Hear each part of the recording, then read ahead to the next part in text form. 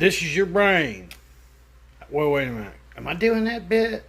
I don't know. This is 4 pounds worth of chicken legs from the Wally World. I stuck it in a deep, large iron skillet, and I'm going to bake it for about 40 minutes at 425. And halfway through, I'm flipping it over. A little more seasoning on it. Put some potatoes in there too. Alright, here's our reveal.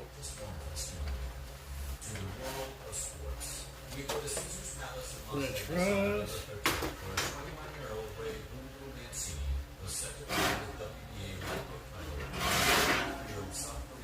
Ooh. Chicken. That looks good.